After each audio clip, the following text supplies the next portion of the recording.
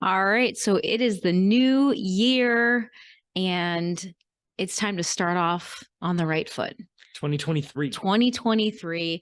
Happy New Year, everybody. So glad you guys are here listening to the Real Life Runners podcast. We appreciate you guys, all of you that spend time with us on your run, in the car. If you've ever shared the podcast with a friend or on social media, we just want to stop and say thank you for helping us to spread the podcast and really spread our mission of helping people become physically and mentally stronger runners. Yeah. I mean, if you shared and liked and reviewed, we are definitely sending that thank you. We Yeah. thank all of you, but, special ones to those who liked and shared and reviewed. Well, because they go out of their way to help, Of which I course. think is, and we might not know exactly those of you that have done this or have not done that, except for those of you that have left us a review with your name on it, which thank you so much.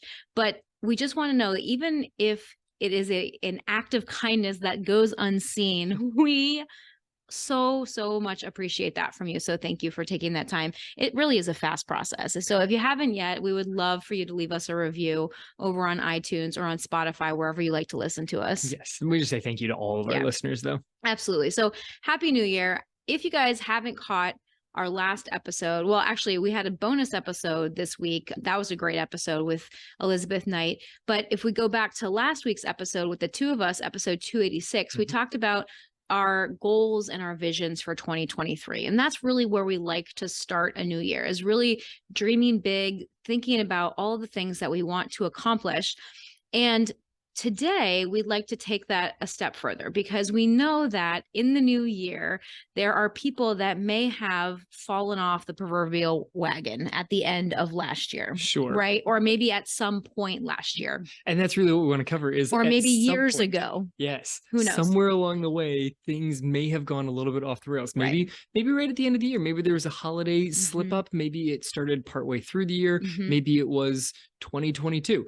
Somewhere there was a gap, and now it's the start of the year. You're like, all right, let's go for it. Right. And so today we really want to talk about getting back into it. And we're going to come at this in different angles, 3 different angles. So even if you were consistent, we want you to stick around, because we've got stuff for you too. Okay. So this episode is for you. If you have been kind of plagued by inconsistency, you've kind of fallen off the wagon, gotten back on, fallen off, gotten back on. So we're going to talk to 3 different groups of people in this episode. So you just have to kind of figure out which one of the 3 you are, so you can figure out what action steps you need to take now to move you forward, okay, from wherever you are right now, okay? So there are the 3 groups that we're going to be talking to today. Our group number 1 is those of you that have not run in more than 3 months or have been inconsistent with your running. Okay, maybe you've done a couple runs here and there, but essentially it's been more than 3 months that you've had any sort of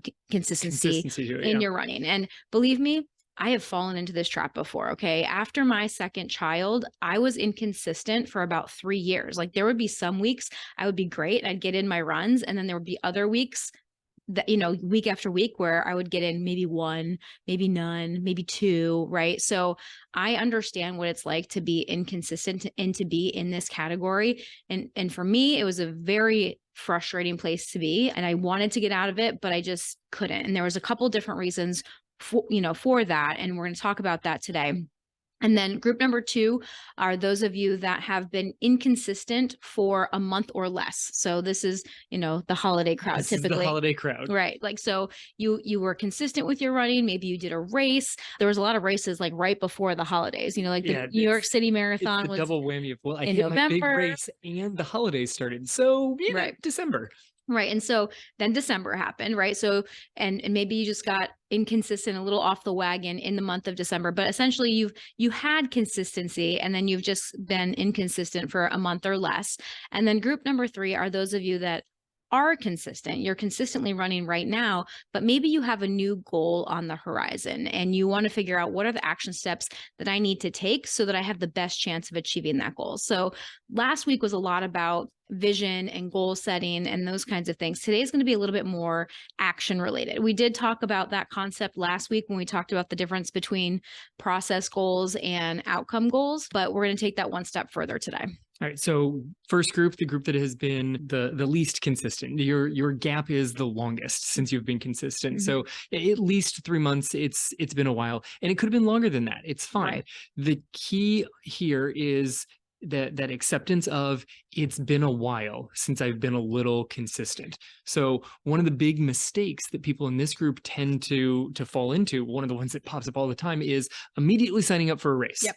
Because then that race dictates your timeline of when Mhm. you have to reach whatever standard you've set for yourself. Right. So they think to themselves, like people that fall into this, and I know that I was in this group, like I said, they think like, I just need something to get me motivated. I just need some sort of motivation to get me back on track. So a lot of people choose a race and they think, okay, this race is going to help me to reestablish my motivation. And I think that there's probably more than a few of you right now that are nodding your heads or kind of laughing or, raising your hand a little bit here because you've done this, right? And if you're not in this category right now, you may have done it in the past, because this is a very common mistake that a lot of runners make, is that they're like, okay, I need to reestablish consistency. So therefore I'm going to pick a race and that's going to force me to be consistent, right?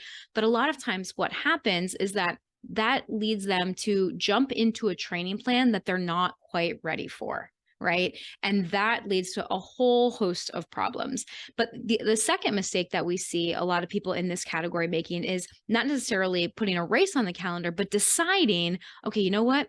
I'm going to get right back into it and I'm going to work out every day for like an hour. Right. Yes, the big approach. Yeah. It's like go big or go home to keep me on track. And again, get me motivated. Well, it's that consistency of like, I need to be not just like kind of consistent, but I'm going to work out every single day for the entire month of January. Right. Which it's setting yourself up for any slight issue being now perceived as a failure. Right. Like if you miss any of the days, if you're like, no, I have to work out every day of January for a full hour.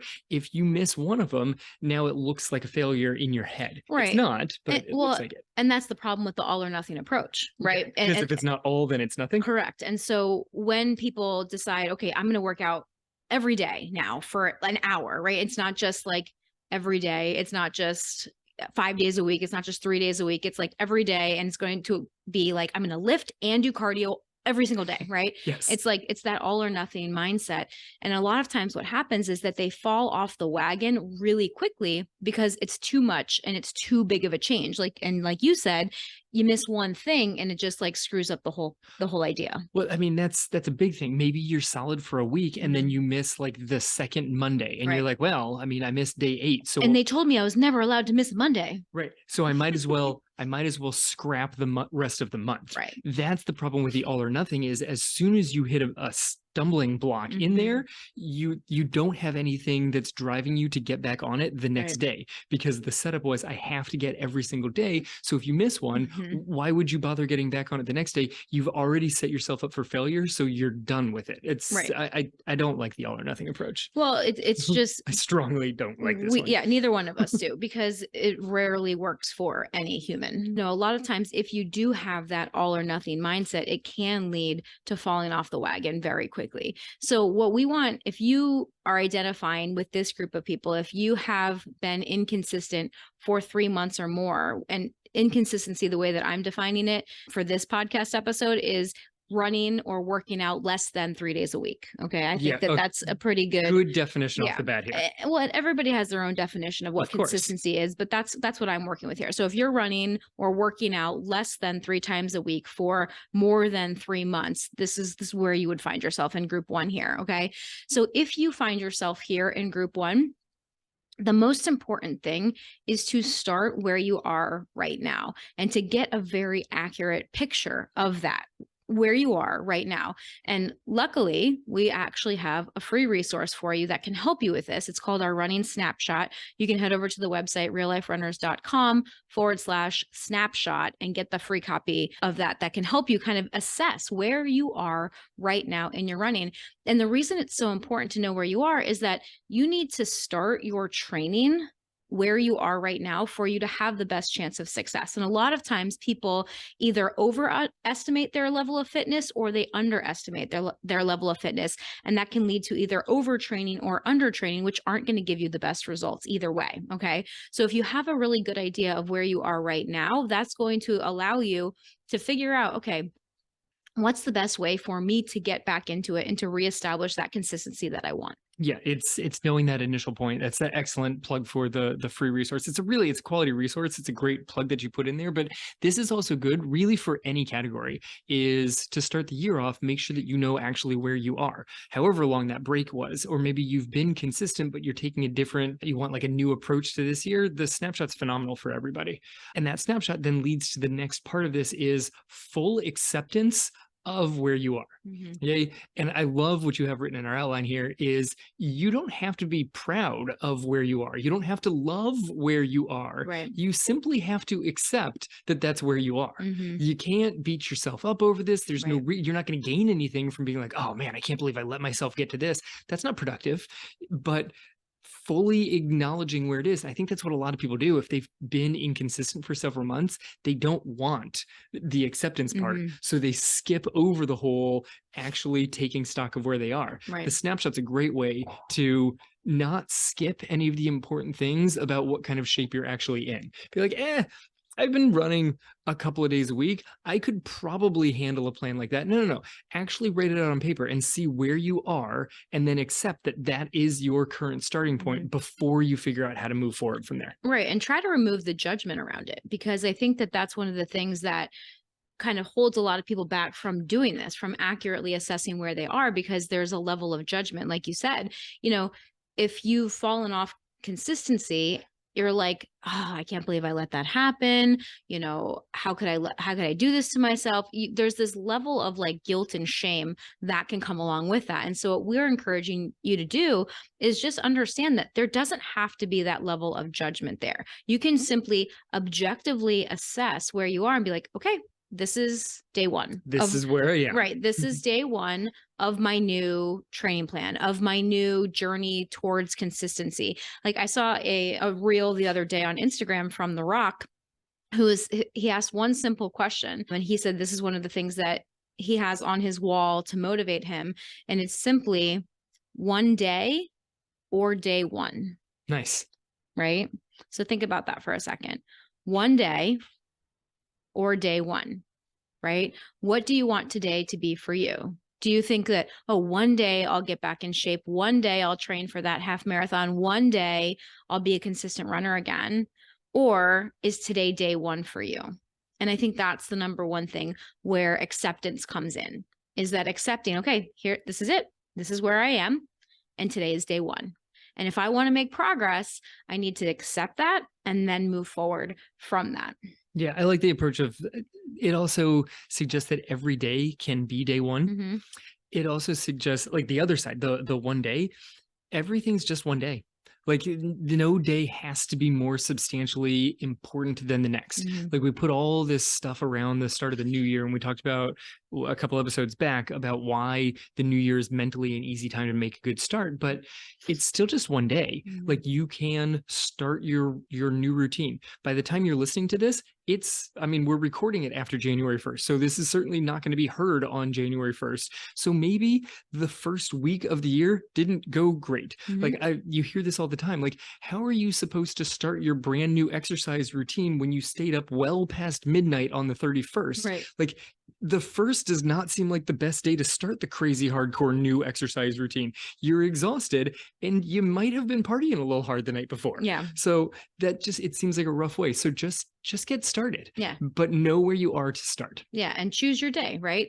When you do decide which day you're going to start, whether that's today or tomorrow or the next day, I would encourage you not to put it off too far. You don't have to wait till Monday. You don't have to wait till the first of the month. You don't have to wait until your birthday, right? Like just pick a day and decide to start.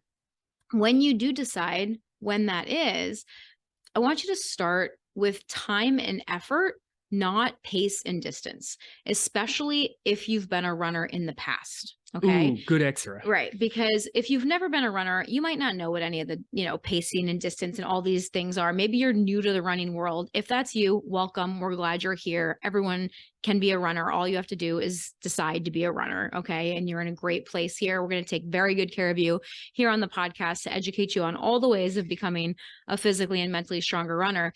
But especially if you've been a runner in the past, don't worry about your pace. Don't worry about your distance. Just decide, you know what? Today, I'm going to go out for 15 minutes and I'm going to run at an easy pace. And if I need to walk a little bit, I'm going to walk a little bit, because your body does not know pace and distance. Your body doesn't know, oh, I went out and ran 5 miles. Your body knows, oh, I went out and I ran for 45 minutes, or I ran for an hour, and I ran at kind of a moderate level. That felt hard. That's what your body understands. That's the language that your body speaks. It knows how long you were out there on your feet, and it knows how hard that effort level felt, right? So if you're at 0, if you've currently not been running at all, not been working out at all, starting with 15 minutes, 10 minutes is a perfect place to start. Like, I had this conversation with my mom all the time, because she'll be like, Ange, what do I need to do? I'm like, Mom, you know what to do. She You always knows. always know. Like, just go out for a walk. Like, start with 10 minutes. Oh, my knee's starting to bother me again. Do you have some exercises? Of course I do. I've given them to you 27 times, and it's fine. And I try, God bless my mom. I love her to death, but I try not to get frustrated, right? Because she's asked me so many times, and it's like, okay, well, you know what to do. And I told her the other day when she was here, I showed her 3 exercises, and she's like, okay, well, what else? I go, nope, that's it. I'm giving you 3 exercises. That's all I want you to do. Once you get consistent with those, then we'll give you more.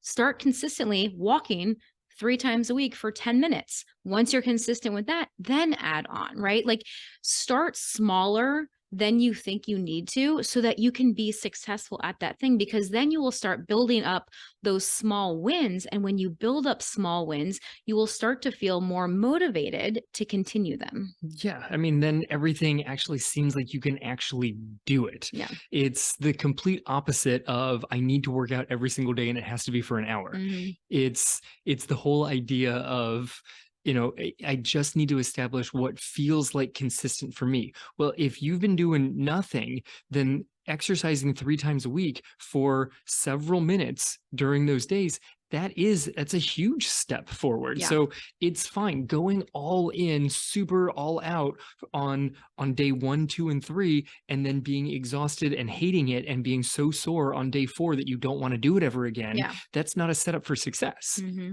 Yeah. It's like the classic story of the tortoise and the hare, right?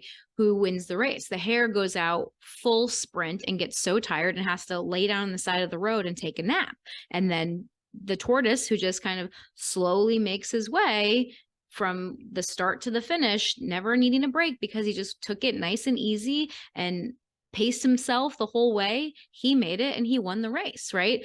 And people are like, oh yeah, the tortoise and the hare, but like, that's truth. There's so much truth to that old fable, right? It's so important for you to start with something manageable, right? Because if you haven't been running, suddenly running 5 days a week might be too much for you. It might be too much for you, both physically and mentally. And when it's too much for you physically, you feel much more tired. So then mentally, it becomes a larger hurdle, a bigger obstacle for you to get back out there the next day. Yeah, no, you need a mental hurdle that's really, really Right, low. exactly. Because the physical challenge, especially of going from a very inconsistent to building some consistency, that's going to be physically straining anyway. Yeah. So lowering the mental hurdle as low of a bar as you can is going to help, because you already have the physical hurdle. Right. Keep the physical hurdle relatively low, but make sure that mental one is also nice and easy for you to get over. Exactly.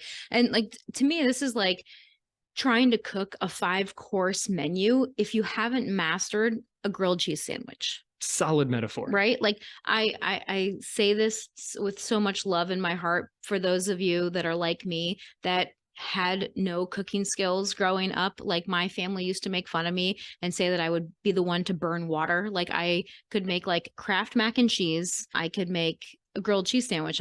That is one that I definitely Sure. mastered in high school. But beyond that, I was pretty sad in the kitchen. And now I would consider myself a very good cook. I enjoy cooking. I like cooking and baking and all the things, but I didn't get here from nowhere, right? Like I had to There was a build slow up. build up. There was a slow build. I had to build my repertoire. I had to learn, I remember when I was like looking up what it meant to saute. I'm like, what is saute? And it's like, Yes. oh, just frying in oil in a pan. Okay.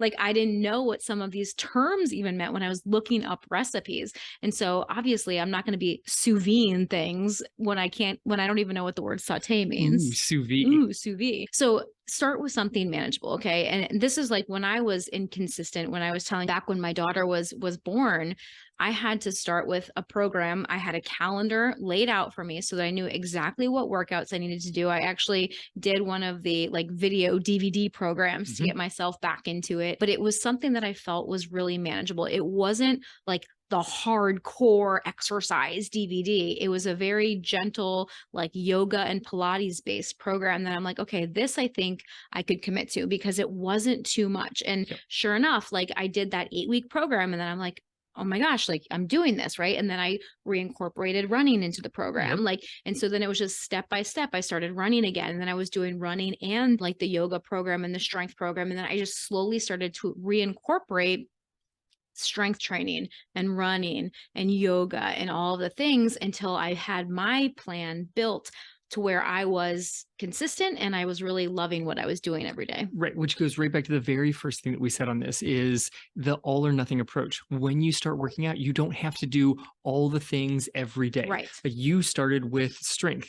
If I completely fell off the wagon, I would come back and I would start with running because that's mentally an easier place for me to start. Strength was mentally an easier place for you to start. Well, part of the reason that it was easier for me to start with that as well is because I didn't have to leave the house. I know. Right? Because a big part of my inconsistency was my mom guilt, right? It was not wanting to leave my children because that made me feel like I was being a bad mom. Right. So you could stay in the house. I was in the house. Still right there. They were napping. I could do it during nap time, or I could do it before they woke up, or I could do it before bedtime. It was still like here in the house. So I felt like I was here if they needed me. If they needed you, you could pause the DVD and you were right there. Right. Right. So that was the way for me to mentally wrap my head around it. That might not be the same for you. And that's okay. Like you might be the person that's like, I just need to get out of the house. Right. And so running might be that thing for you. And that's fantastic. But just start where you are and start with something manageable. So on to like kind of our second person here, the person that's been group, sort of consistent, but they may have fallen off a little bit for the last month or so. Like if you're looking at it from like a New Year's perspective, this is the person that may have fallen off their consistency through the holidays, but this could happen at any time during the year. Absolutely. Like you might not be listening to this when the episode came out and you could still find yourself of like, yeah, I was consistent. This often follows a big race also. You had a big race and then you're like, well, I need to take some time to recover. And that like few days to recover stretched into a month. And now you're like, okay, well now what do I do? How do I get back? Right, exactly. So one of the big mistakes that we see people making if they fall into this category is that they start exactly where they left off, right? And or even like number two, I don't want to say worse because I don't like to pass judgment, but one of the other things that people do, like to take it a step further, we'll say it that way, right? Is that they either start exactly where they left off or they take it one step further and try to make up for lost time and try to do extra now to get back to where they were quicker.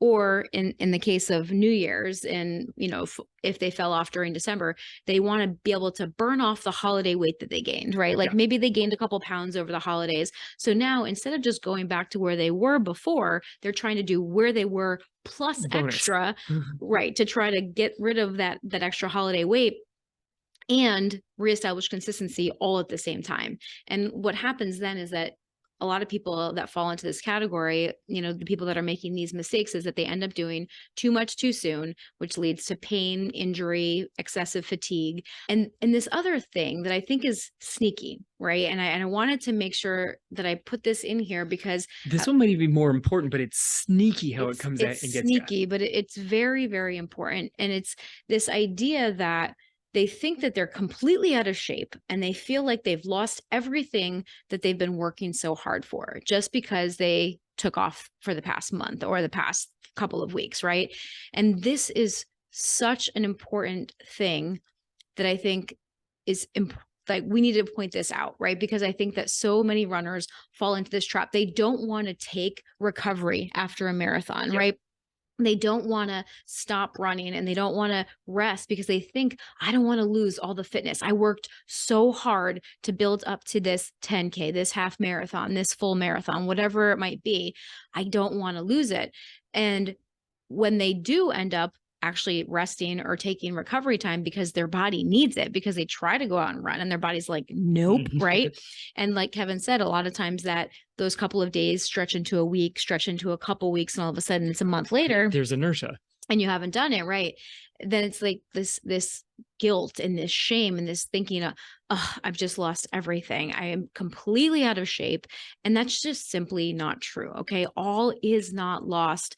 Gentle consistency is the path back. Again, going back to what we were talking about before, all or nothing is not the best way for you to get back into it. Gentle consistency is. Yeah, I mean, one of the biggest things, if you have not been running for a while, and you talk about consistency, again, let's stick with the like 3 times a week. But a lot of people, especially in this like the shorter term inconsistency, usually have gone to like nothing. Like a lot of it's like, I mean, I ran once last week, and I think at the beginning of the week before, maybe that's like it's so little that your body's not getting that physical impact of running. So if you try and come back to where you were a couple of weeks ago, where you were a month ago, your body's going to get way more sore than it needs to be coming back into it. Right. And when they feel that soreness, that's when they think, oh my gosh, I'm completely out of shape. I'm completely out of shape. No, your body just literally hasn't had the impact that running is for a little while. And so you're going to feel super sore. This happens to everybody after just a small amount of time off, because one of the first things that you lose is your body's ability to handle that pounding over and over, but it comes back remarkably fast. Like your body's ability to actually be like, oh yeah, running and banging on the ground repeatedly over and over and over again. Yeah. I do that thing. Yeah. I like to think of it as like, you know, there's the old saying, it's just like riding a bike, right? Like maybe you haven't ridden a bike in a long time, but you get back on and you have muscle memory. You remember how to do it. I know you go riding around with it, no experience. You're like, yeah, I haven't ridden a bike in a while. And I'm like, but you're doing it backwards without hands. And what are you doing of like your ability to ride a bike when you hadn't for a while? You're like, let's see if I remember how to ride hands free. I'm like, I am not going to see if I remember how to ride hands free. You're so funny. But the other thing, you know, a bike kind of seems like a simple metaphor, but I was thinking about like playing softball again after timeout, like adult softball leagues, right? So I was a competitive softball player in high school growing up. And then even in college and grad school, I played intramural sports, right? But then there was adult leagues. Like when we moved to where we live now and we decided to settle down and like find some activities. This was before we had kids. Yeah, pre-kids. There was an adult softball league that I decided to sign up for. I had a friend that convinced me to start playing, right? And it was like, I was a little rusty at first. I was a little nervous, right? But I quickly regained my skills and abilities because they're there. And it's the same thing with your running. You didn't lose it. It's just been dormant for a little while. Like I still know how to play softball. I still know, but like, you know, I still had to kind of get the timing down a little bit. It had been a really long time since I had played slow pitch, right? Because I played slow pitch for, I think, 1 or 2 years before we switched over to fast pitch in our leagues in my area. And then I played fast pitch throughout. And so slow pitch was definitely an adjustment. Quite the adjustment. Quite the adjustment to try to remember the timing of like the slow pitch and those kinds of things. But as far as like fielding and throwing, and you just know what to do, you can trust your body. And again, I was pretty sore at the beginning, right? Like my shoulder was sore, my arm was sore, because in my head, I'm still that like high school all-star softball player, right? 100%. Throwing, you know, the person out at home plate from center field. Yeah, no, you're still gunning people down and you're like, oh man, I am going to feel that one. But you don't think it that night. The next morning, the next morning you do, right? But like, so you might be a little rusty at first. And that's what your body's feeling like when you get back out there for those first few runs and you're like, oh my God, why does it hurt so much? It's just a little rust, a little Tin Man. Actually, you just need a little oil. And it's going to be fine. It's going to be fine. Here's the best part of this is if you've taken off like a month or so, you're going to be able to come back in usually half or less time. Right. Like you can get back to roughly where you were. Right. Your fitness is really, you have lost so minimal to no fitness. Right. Yeah. Like you lost a little bit of like that feeling of the impact. You lost a slight amount of your endurance. You probably lost some fast twitch stuff because it's actually really easy to pick up. That's the first so it's to go. also easy to lose. Right. But because it's anything that you lost really over a short time period, you could also get back over a short time period, which is kind of nice. So what do you think is the best way for people that fit into this category for them to get back into it? All right. So you're going to feel a little bit stiff and sore and uncomfortable when you start. So if you've taken a few weeks off here, come back at 50%. Don't come back at 100 because it's a recipe for disaster. It's a recipe for more soreness than you need to experience. 50% of what? Of your weekly volume. So if you were running 20 miles a week and you had some good consistency there, come back at 10. Okay. You could also just change the number of days per week, but I'd rather try and maintain that however many days per week you'd like to be working out and then just cut the time back on all of them. I'd go the same way that you went on the greater inconsistency. Stick with time. Like if you've been running 20 miles per week, 30 miles per week, whatever the number is, be like, all right, that takes me roughly this amount of time. Just for an easy number, let's say that you were working out for 6 hours. Now you're at 3. Okay. Just take whatever that time is. And that might not be the same. You might not be cutting half of the distance because you might be going a little bit slower. Don't worry about it. It's going to take you a couple of weeks and you will be able to nicely build yourself back up. This is also a great time where the whole 10% mileage build, like rule of thumb, is totally bogus. Yeah, you don't really need to worry about like adding 10%. If you've been inconsistent for less than a month, it's going to be okay. You're going to be able to get back into it quicker than that. So 50% of your last kind of weekly training load. So, and going by time, not distance. Definitely time, not distance. But so when I like what you said, and this is what I was going to ask you, is that you want to maintain the same number of days that you are working out. You're just going to cut each of those workouts in half. Right. Because then you can kind of boost all those things back. Because if you were working out 4 days a week, consistently, coming back at 2 days a week does not scream consistent. It screams inconsistent. So get back to that 4 days a week, just cut the time on all of them across the board. And so you could go you could probably be back and feeling phenomenal in like 3 weeks because you could do like 50%, 70% and back. Yeah. And I think that this is another thing that we want to point out again is don't beat yourself up over it, right? Like it happened. Learn and let go. Learn what led to your inconsistency, figure out any of the lessons that you might need to kind of see, and then let it go and just get back into it, right? And don't be that person that's like, no, if I don't run 5 or 6 miles every single run, it's not worth it. It's not a real workout. Right now, getting back into it, it is. Okay. Doing 2 or 3 miles or 30 minutes is totally worth it. It's totally the best way for you to get back into it, nice and gentle, decrease risk of injury, allowing your body just to kind of readapt. That's a fantastic way to do it. Okay. So don't beat yourself up. Just get back into it. Yeah. Learn and let go. There's also, this could fall into the people that may have completely chosen that maybe they were out of town, maybe they had people visiting in town, and they were like, you know what, I am going to put my exercise on the back burner for the last couple of weeks of the year, and I'll be back in January. This is the healthy way to come back. Right. Like maybe you're not at all beating yourself up over it. It's still the healthy way to come back. Start at 50%. And then you can come back much, much nicer than trying to just leap all the way back in. Yeah, I love that because it might have been a conscious choice, and that's awesome to acknowledge as well. All right. Group number 3, you are already consistent, but you want to accomplish a new goal. Okay. So maybe it's 2023. You've decided I'm going to run my first half marathon this year. I'm going to run my first full marathon this year, whatever new goal so many goals you've set for yourself. There's a lot of different things that people have that are, that they're taking into the new year.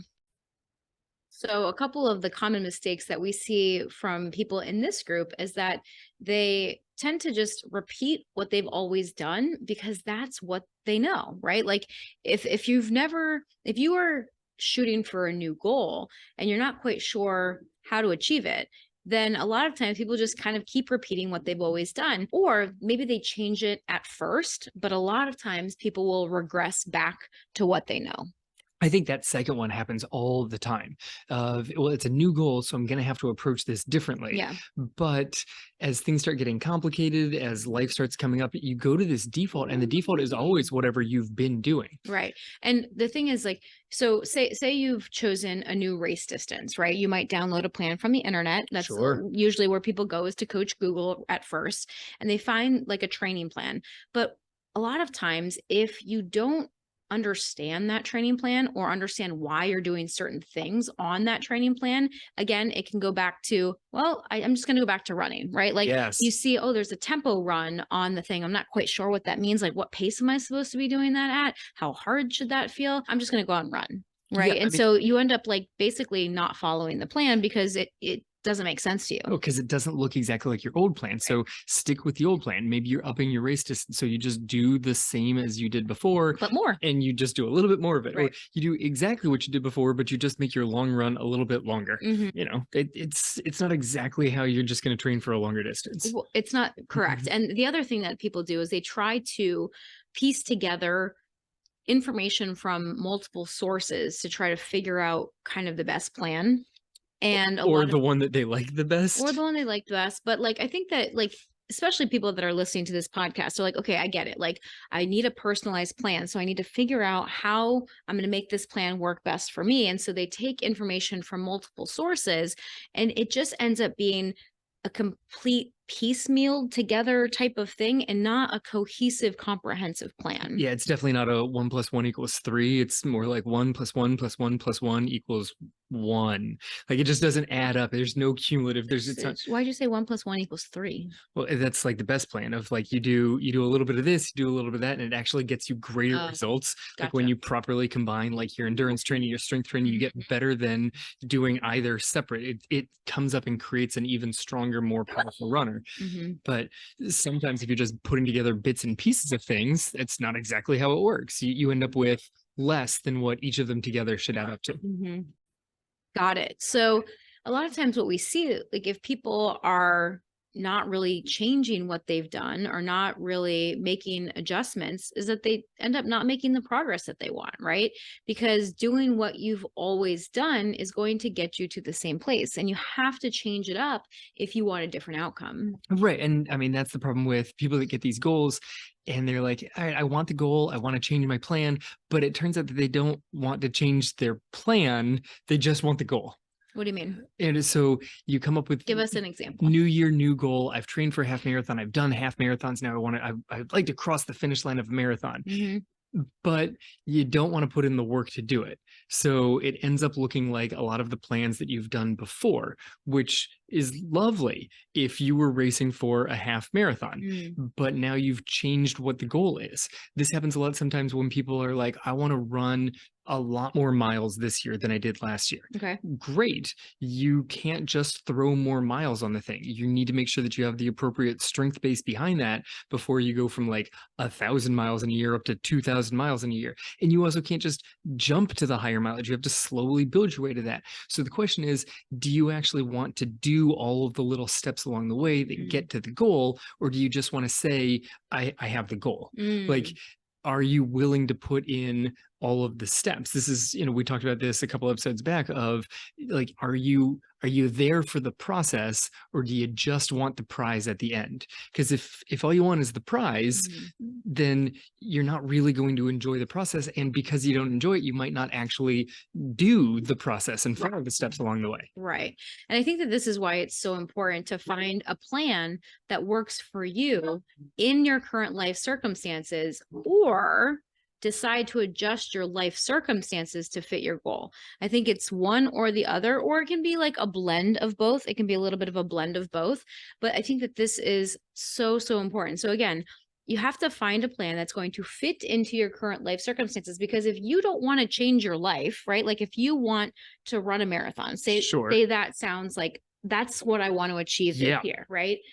Running a marathon requires lifestyle change. 100%. Okay. If you are currently running 5K, 10K, half marathon, upping all the way to a marathon is a big jump. And I don't think people always give it the amount of respect that it deserves. They're like, oh, yeah, it's just running more. But it's not just running more. It's also increasing your strength training so that you have a strong enough foundation so that you don't get hurt. It's increasing the amount that you're sleeping and recovering as Yep. well. It's increasing your nutrition and trying to figure that whole thing out. Like nutrition is a whole building block inside of marathon training because not only do you have to just eat more, you have to figure out what kind of fuel is best for my body. What does my body respond best to? There's a lot of trial and error and experimentation in that. And people don't realize how much time and effort and research and trial and error that takes. Well, I mean, I think that the recovery is a huge part of this. Also, Recovery is people are like, huge. oh, okay, so for a marathon, I just have to make a much longer long run. No, So that's going to take a little bit more time. Maybe that's going to give me an extra hour, right. hour and a half on the weekend. But it's not just that. Then you have to make sure that you actually are fueling yourself afterwards, that you're sleeping enough, that you're recovering enough. Right. There are plenty of people that put themselves on marathon plan and they're like, yeah, I did my long run this morning and then I laid around and didn't do anything for the rest of the day Right. because I had no energy to accomplish anything for the rest of the day. Well, that might not fit your lifestyle. Maybe you don't have the ability to not do anything for the rest of the day. Right. So are you willing to adjust your life circumstances to fit your goal, which is what's required for a lot of really big goals, especially as you keep going longer and longer and you need more recovery, right? You Sure. need to be able to fit naps in maybe, or you need to be able to fit going to bed earlier into your schedule. Like there's a lot of other things that you're going to need to do. So are you willing to do that? Or do you want a plan and a goal that fit into your current lifestyle? Because it needs to be one or the other, or you can make like smaller adjustments, right? Like you can try to blend both, but a lot of times when you are trying for a brand new goal and you are trying to do something new, you have to be willing to adjust your life circumstances in order to achieve that goal.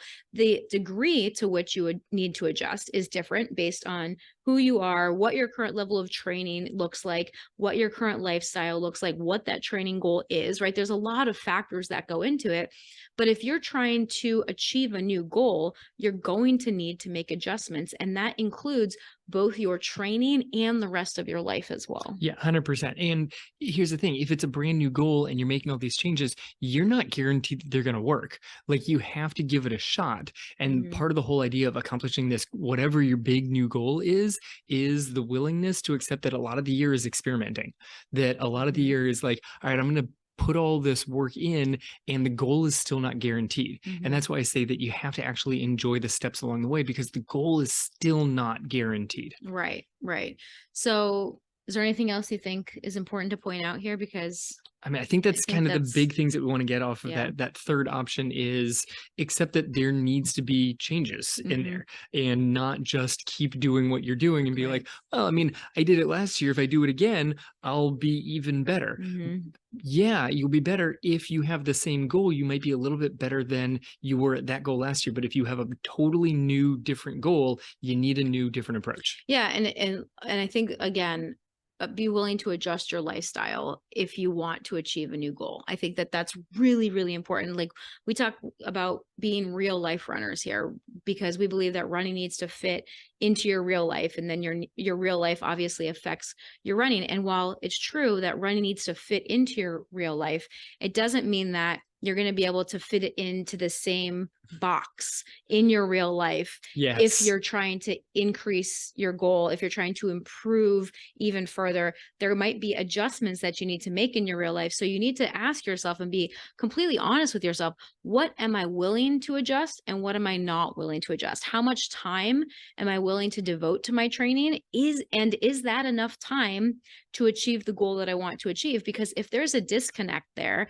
then now might not be the right time to achieve that goal. And I'm not trying to discourage anyone. I'm not saying that your goal is too big or that you shouldn't do it. I'm just telling you, take an honest look at if that goal fits into your life the way that you want your life to look right now. Because just because the answer might be, okay, I don't really want to make that adjustment this year, maybe in 5 years, your life is going to look different, right? 100%. Like maybe you have small kids right now and you know that they are taking a lot of your time. Maybe you have a really busy job or a really busy season in your career right now. Maybe you just started a new career and you're really trying to work up the corporate ladder or, into your career path. Yeah, if you're pushing for a promotion, that might Right. not be the time to be like, yeah, I've been doing 5Ks, but I think a marathon is Yeah. in the books. No, it's not. Well, maybe it is, right? But like you need to be able to make that choice because maybe it is. Maybe you want to, go up in your career and you also want to train for a marathon, but then that means you're going to have to maybe adjust your social life, Sure. right? There's always going to be something that you There's need to buckets you can pull from. there's lots of different buckets. So you need to always be willing, okay, what adjustments am I willing to make? And does that match up with the goal that I want to achieve? Because if you repeat what you've always done, you're going to get the same results. So in order to achieve a new goal, you're going to have to make adjustments and you're going to have to be willing to make those adjustments. And that's going to be leading to the best chance of success. Right. And the key is when you make those adjustments, are you still happy? Yeah. Because like if the goal is going to make you happy, but the entire process of getting there makes you unhappy, is that really a goal that you want to shoot for? I think that your goal, all the process along the way, and when you get to whatever the race is or whatever the big goal is, that should bring joy, but so should the steps. Absolutely. So that's what we've got for you guys today. If you found this helpful, again, we would love for you to share it with a friend. We would appreciate so much if you went and left us a review on iTunes. You guys can leave us multiple reviews. You can leave a review every episode if you want, or if if there was one episode that particularly resonated with you, you can leave a review on the podcast as a whole or on specific episodes. So thank you in advance for all of you that have done that. And again, that website, if you guys want to get the running snapshot, you head over to realliferunners.com/snapshot for you to get that. It's a one-page PDF download for you to get an accurate picture of where you are in your running right now. And as always, you guys, thank you so much for joining us. This has been the Real Life Runners podcast, episode number 288. Now get out there and run your life.